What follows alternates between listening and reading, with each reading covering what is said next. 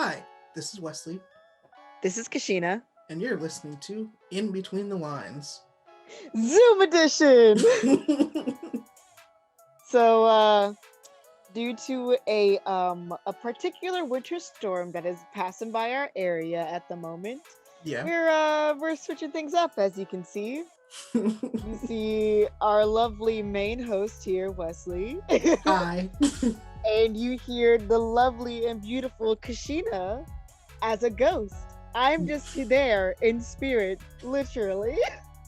With her name being displayed. It is only me. I am just a ghost.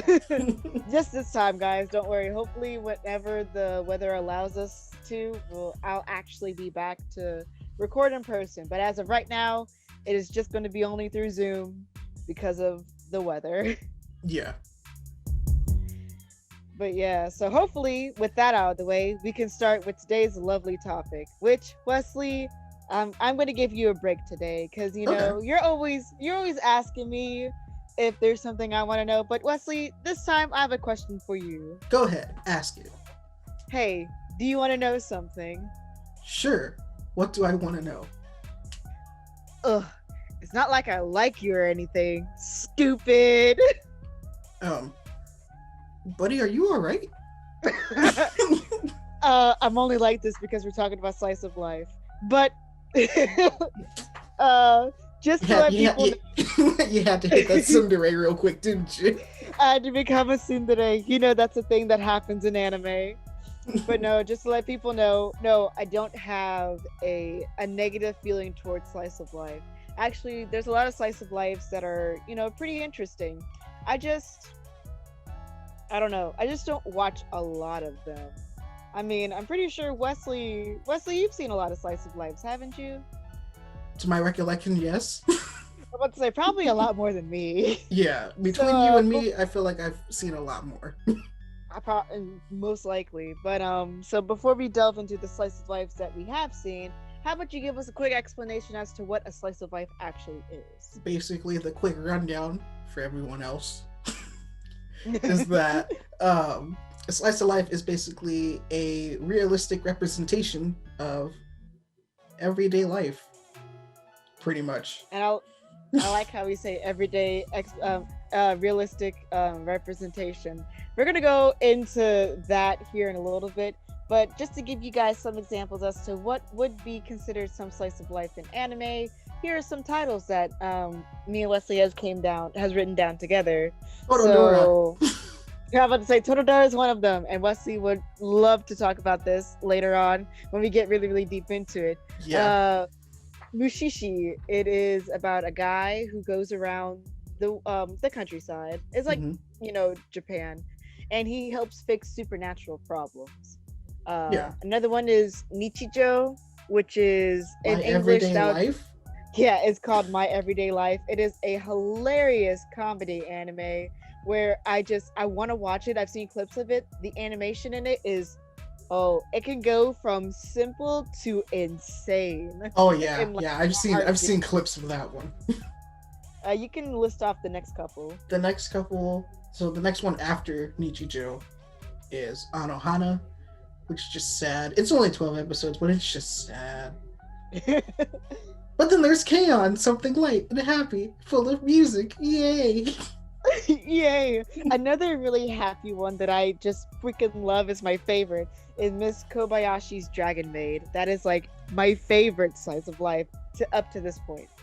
And then the last one we have on our short list is Real Life. People be popping pills. I'm about to say Wesley will be going deep into this one too when we get down to it, and there are much more slice of lives than we have listed right here. These are just some of the ones that we know about or have seen, or that some that you guys might know about. Yeah. So those are like a couple examples. I would say a good Western equivalent to slice of life for those who don't really understand what we meant at the beginning when we explained what it was. A good equivalent to this would be any live action sitcoms that you see. So any shows that are like episodic that don't have like an overarching plot, or if it does, it's not really focused hard upon, because a lot of anime that you'll see, especially newer anime that's come out, they're very plot focused. Yeah. I mean, yeah, well, so you could say that a lot of seasonal anime that's come out recently, it has been very, very plot focused. Like each episode is very, very important. Yeah. But with these anime, with some of them especially, there's not really like a big overarching plot. Yeah, as like, we'll soon. Oh, I did not mean to interrupt you. No, you're all good. You're all good. Like with Miss Kobayashi's Dragon Maid, yeah, there's not really much of a plot. If anything, you see a development of a relationship between the characters and stuff like that. But there's not like a big, like, you know, oh, this evil king is coming to destroy us and they have to. No, it's none of that. Yeah. It's none of that. The thing I was gonna say was that, like, for like the Western equivalent to what we're talking about would be something kind of like Full House, or I don't know, The Sweet Life of Zack and Cody. Why not? I'm about to say Sweet Life of Zack and Cody, Friends, Big Bang Theory, Ned's Declassified. Ned's Declassified. Oh my god, that show. Yeah. A Dog with a Blog, Austin and Ally. Basically, any live action Disney show that you've seen back when you were like a kid, that's most likely would be the best equivalent to slice of life. Yeah. So, another big question you might be asking to yourself is, what's the difference between the media? Oh boy, me and Wesley can tell you there is a huge difference between slice of life and live action sitcoms. Go ahead, Yeah. Wesley. What are some of the differences?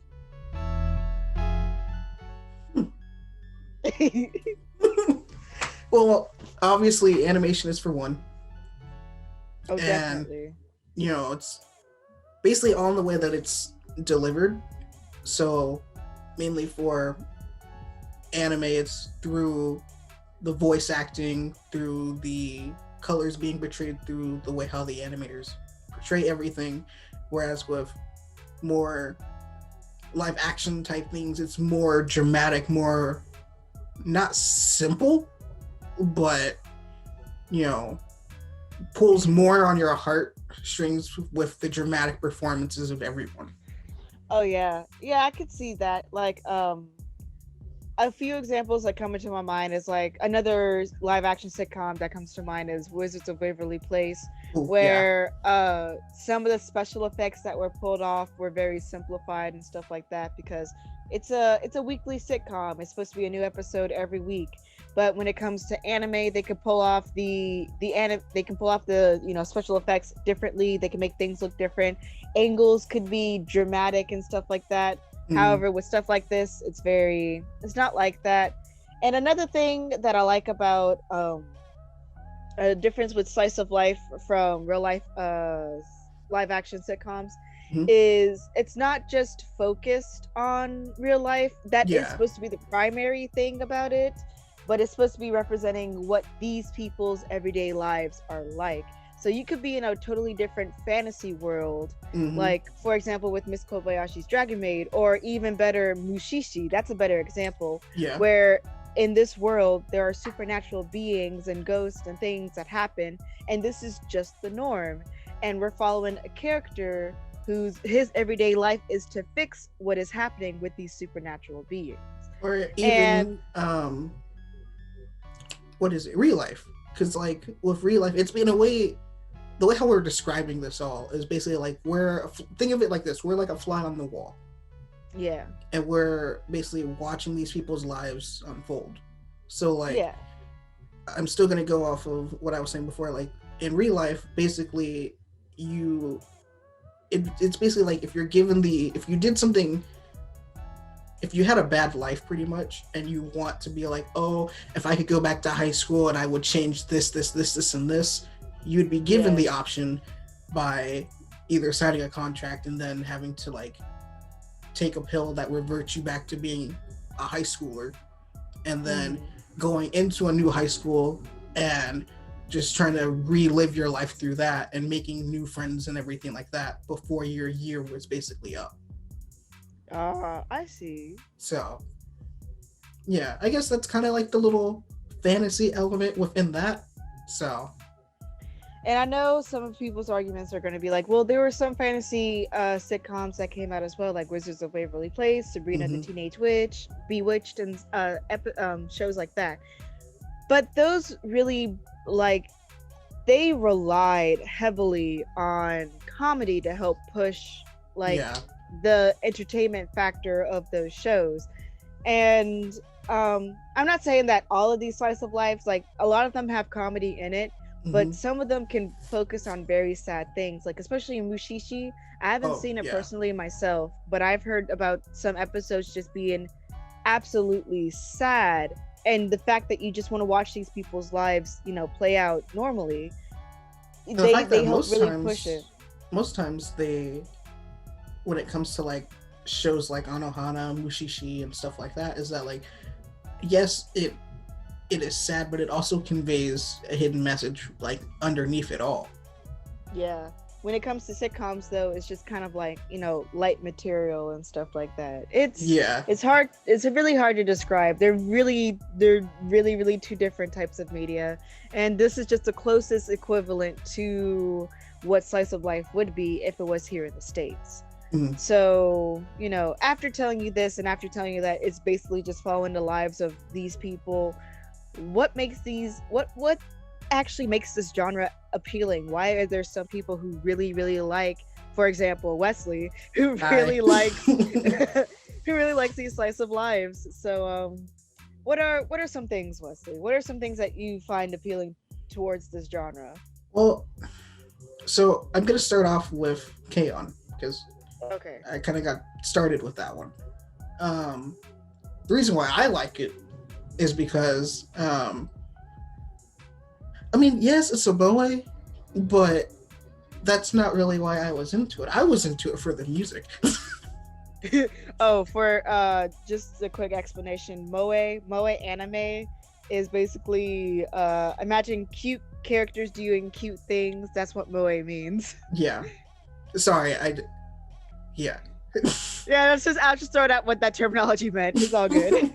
Because like, basically with K-On!, it's basically these girls who want to form a band, and you know, they come together, they form a band, they buy their own instruments, they know how much each one costs, and you know, and it's interesting to see their whole thing unfold, because like they want to go to a Budokan, and even though in Japan you have to be a certain age to actually enter into a Budokan, but them playing for their school is technically their, in a sense, their Budokan. Gotcha. I guess I should probably figure out what Budokan is. It's basically, isn't it kind of like a festival, I think? More toward like, I think? It's kind of like a school, not a school festival. It's like a music festival and some sort for like amateur musicians. Yeah. I haven't heard much about it. I have to look more into it to really tell you what it actually is. But that's what it sounds like to me. Yeah, I only knew about it because they kept saying Budokan every time, and I'm like, what the heck is that? Then they were like, it's a festival. And I'm like, that's interesting. That sounds interesting. And then you have something like Haruhi Suzumiya, which, you know, I don't know why I liked it. It was just interesting because you're following this dude who's like, he doesn't want anything to do with people, I guess. He just wants to live his normal everyday life. And then this random chick shows up wearing different color ribbons in her hair every other day. And then she's like, yo, I don't like humans. And then she's like, I want to become friends. She's like, I want to become friends with an alien, a time traveler, and an Esper. Oh yeah, that's right. That the Melancholy of Haruhi Suzumiya was like a roller coaster of an anime because of like how weird it was. But it was so good. There's some people to this day who like praise that as like the best anime of all time, and I'm just sitting in the back like, yeah, I haven't seen it yet, but I know it's crazy. I've watched it like twice. Oh my lord, I'm gonna have to watch it myself. I guess before I go into the slice of life that I have seen, one thing that I find very appealing about this, because like I said, I'm one who doesn't really watch these types of things. I watch a lot of not thought-provoking stuff, but I like a lot of like thrillers and stuff like that. So, you know, slice of lives to me are a little bit more mellow and calm and chill, and sometimes I'm just not looking into that. But things that really like excite me about it is just the animation, because especially for you, yeah.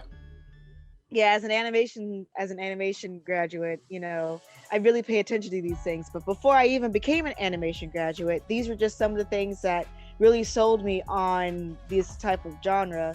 Is it has to rely on the animation to help push the emotion, because you are looking at fictional characters living a fictional type of real life. Because some of these take place in schools, some of these actually do take place in real life locations in Japan. So what makes you connect to these what's the one thing that makes you connect to these characters is the animation itself. Wesley could tell you from experience when it comes to some of the animation, the lighting really helps pull the emotions to yeah, especially like because there are some times when like I guess how should I put this, because like there are times when like the scene is like very chill, so you have like some like light blues thrown into the mix, where the scene is very heavy. Yeah. And then like or when what? Oh, sorry. I was thinking of those, like, you remember how I did that tsundere scene earlier? Yeah. Whenever I think of scenes like that, or whenever a girl is like very starry-eyed for a guy, the scene turns all pink and has all the girly colors. You see the sparkles in their eyes and stuff like that. It really helps. It really shows that, oh man, this character is like in love with this guy. I haven't personally seen Toradora, but is there like any scenes like that in the anime? Yeah, because it's like there's one where Taiga is trying to get with the student council president, and because he's the dude that she likes, and so she's like, she actually goes and confesses to him, and he's like, yeah, I'm not the guy you're looking for. And I'm like, dang, that kind of hurts. And then just like Ryuji, because Ryuji's our male protagonist we follow. Yeah. And he likes the softball team captain. And she's like very like optimistic, kind of ditzy a little bit. And she's like, she doesn't want to convey her feelings to Ryuji. Gotcha. And it's just like, what the heck? If you know you like the man, go and tell him you like him. But no, because then she's like, no, you deserve Taiga. And I'm like, you don't realize that they're working together to get to you. But then everyone else is working together to get Taiga and Ryuji together. And I'm like, it's just what? A bunch of craziness. Pretty much. Don't even get me started, because there's a point where they like just start throwing hands and I'm like, oh. Oh my lord. Really? I'm gonna have to watch this now. I didn't know there was gonna be some action in this freaking anime. Neither did I. And I was like, yo, this is pretty good. But another thing that I kind of forgot to mention as we were going through this was the music, because we've mentioned music beforehand in like some of our previous episodes. Yeah, like music and anime and stuff like that. Yeah, and that's another thing that's also appealing, is that the music draws you in heavily. And I can say, I have like one example of like music really helping me really get through the anime. Mm. Again, I'm gonna go back to Miss Kobayashi's Dragon Maid. I'm pretty sure you guys could probably tell that this is my favorite anime when it comes to slice of life. Miss Kobayashi's Dragon Maid. Whenever Kana is involved in anything, or we're really trying to like push forward a very very sweet and tender moment, you hear like a very childlike innocent song start playing, and it really helps push the fact that we're just going through like this very innocent sweet scene. And I just, this whole time I'm thinking about Kana going to school, and I'm thinking about that little jingle that plays in the background. I love every single bit about it. It really helps push the innocence of that scene. I love everything about it. What's an example that you have? You're thinking really hard. Yeah. I know you're probably gonna go back to K-On! Because that was a really music-based anime. Yeah, because I did like, well, because there's Can, which is very musically inclined, in which I had liked it, and you can see all like the emotion behind everything that they do, even within the music itself. But the one thing that I had liked was in the Melancholy of Haruhi Suzumiya. And in that one, it's like the first couple minutes or the first couple seconds of when our main character Kion is going to the school, and you just hear this like upbeat melodic tone that just plays throughout. And the interesting thing is that it only plays when Kion is speaking. Oh, that's really interesting. And I'm like, it was good and it was catchy, and it just got stuck in my head. And I'm like, why do I keep thinking about this? And I had to go back and watch it again, and I'm just like, now I'm hooked on the show again, to the point where I had to go and watch the movie, and I'm like, oh my lord. I kind of want to watch it because I heard like this show was like very symbolic. I feel like it was.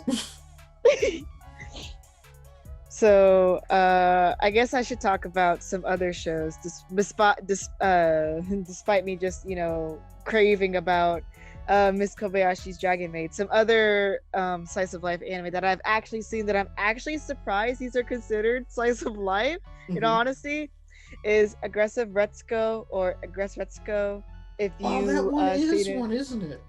Yeah, it's about for those of you who don't know, the uninitiated, it is about a salary woman named Retsuko who is a red panda.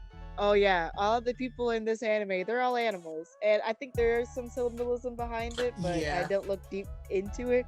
But it is hilarious. I love it. We learn about her struggle as she got her dream job and everything. She's done everything that she needs to do, but we see how she goes through life and how she manages not to just lash out on people, because being a salaryman in Japan, oh my gosh, that's it is the roughest thing you could ever do. Yeah. And for her to get this dream job, we see the struggles that come behind it, and how the joke behind it all is every time she wants to release some steam, she looks like this sweet little innocent girl, but every night she goes to the karaoke bar and then she just starts screaming. Man, she sings Screamo, and it's like hilarious. I love everything about it. Another one that I've watched that is like super cute and I love everything about it, it's How to Keep a Mummy. It's a slice of life because we follow the life of this one guy who, his dad constantly goes out and finds these supernatural objects, sends them back to his son, and then he just has to deal with it. And this time he gets sent back a mummy, and it is so cute because it's just this tiny mummy, and we spend the whole series of him learning how to take care of the mummy, and we learn about other little things. It's just so freaking cute. I love everything about it. And then this last one really did surprise me, is Mob Psycho 100. The fact that this anime is considered a slice of life, literally, my mind right now is anything could be a slice of life. I mean, like when you and me found out that Mob Psycho 100 was a slice of life, we were like, "Are you serious?" Like, that's obviously a shonen, but it's a shonen slice of life. Yeah. There's a lot of action scenes, but I guess it's a slice of life because we're following the life of Mob.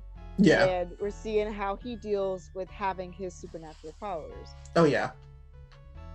even though there is an organization going after him. But who cares? It's about a high school kid going through life. Everything is fine. What are some other ones? I know you've talked about Real Life and Totodora I've and talked K-On! about Real Life, Totodora, K-On! So there's one that's called Ohana, which I mentioned previously, and that one's, I don't know, because like it's basically about like, I'm trying not to get choked up here, but because it's basically this girl who's a ghost, and she's trying to like reconnect with all of her old friends, and just trying to like figure out something that she had lost, and then trying to get all of them together to basically reminisce about their childhood, so then she can move on to the afterlife. Oh no. Another one. I would cry. Oh yeah. I cried during that one, especially that intro, because oh no. Because like the thing is that, remember how when you were telling me about with what was it? It was Corpse Party, I believe, or Death Parade, one of the two. Yeah. Death Parade probably. And you said that it does the thing with where like it plays the intro at the end of something. Yeah, it does that. Ohana does that. Oh, okay. Yeah. But another one is Violet Evergarden. Oh yeah. Violet Evergarden. That one was good. I've heard such good things about it, but I haven't seen it yet. I know that one's a tearjerker as well. Yeah, it's a little bit of a tearjerker, but it's still good. If you guys want to look at it, I think it should still be on Netflix. I do believe I believe I saw it on Netflix. Another one is Chinibyo. That one, I just know the animation is wonderful. It is, and it's Chibiyo, something with illusion, or something like that. But it's interesting because you see things from people who grew up being like, because it's this not really disease, but it's this. It's a common trope where you believe that you have some supernatural powers. Yeah. But you're literally just an ordinary person. Yeah. And then you have Rika, who's the girl with the eye patch, and she's like, "Behold the eye of the wicked lord," and I'm like, "What?" Another one thing that I did not know is that Ancient Magus's Bride is a slice of life. I didn't know that either. Like in a roundabout way, yes, I could see it as a slice of life, but to be kind of like straightforward, I don't see this as a slice of life. Because it's dealing with magic and everything. In London. London of all places. Well, Britain is a very magical place. Yeah, I know. You look into its history, yeah. I've been there. I would say you've actually been there. And, and it's just, I can see it being a slice of life due to the whole relationship between Chise, who's our main female lead, and Elias. Yeah, his name blanked on me at the moment. I honestly haven't seen this yet, so I didn't know his name. I just thought his name was like Magus or something. No, his name is Elias, and it's basically, I'm not gonna run down the whole thing, but it's basically them teaching each other. So Elias is trying to teach Chie about magic, and Chise is trying to teach Elias about what it means to be human.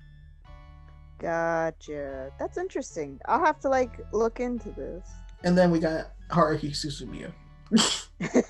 Which you talked about earlier, the god of all anime, apparently.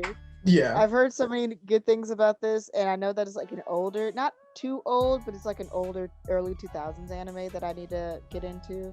Yeah. So, as you can tell from our list, slice of life is we've previously mentioned it, and it's been a joke throughout this whole episode, but it's really hard to define what a slice of life is. Heck, it's even down to the point where I would say the only downside to slice of life anime is there's no borders, there's no clear borders as to consider what is actually a slice of life. Yeah. Like when we tell you, okay, this is a shonen anime, you're expecting superpower fights or Mm-hmm. things that relate to what would be very interesting to younger boys and stuff like that. Think of Naruto, My Hero Yeah. Academia, stuff like that. One Piece. When I tell you that this is a shojo, you're expecting cutesy, girly anime, magical girls, maybe romance, probably. But when Yeah. it comes to slice of life, you're thinking like, okay, maybe like a high school drama or something like that. And an example as to an anime me and Wesley both believe should be considered a slice of life but isn't is Your Lie in April. Oh, you're a lion, April. It has everything that can be chalked up to a slice of life. Heck, it even is very traumatic, and it's everything that's about it is just it's beautiful but sad, and there's a good ending to it. And you know, I just don't understand why it's not a slice of life. Like I went through the my anime list, and it's like, yeah, no, it's not happening. Yeah. Even before we started recording, we were trying to figure that out. Yeah, I don't understand it. But I guess that would be the my only downside towards slice of life. Everything else about it, I would have to say would be all right. Mm-hmm. I'm sad that I'm not more knowledgeable about it, but I mean, we all have our likes and dislikes, and I tend to lean towards anime that's not exactly slice of life. But how about for you, Wesley? Would you say you lean more towards slice of life, or would you? Are you just one of those people that kind of like, yeah, I'll just watch it? I mean, I kind of lean into it. I mean, I've already delved this deep, so You're like, I might as well just go in deeper. it's already like up to Well, my shoulders. I could see that. Well, we have reached the end of our Zoom episode, Wesley. Yes, I yes, we have. appreciate I appreciate you setting things up, and I'm sorry that I can't be there in person, but I'm hoping my spirit has helped us to get through this episode. I'm pretty sure it has. Anyway, thank you all, everyone, for coming. Thanks, We guys. we hope you enjoyed listening to us, and thank you for tuning in to In Between the Lions.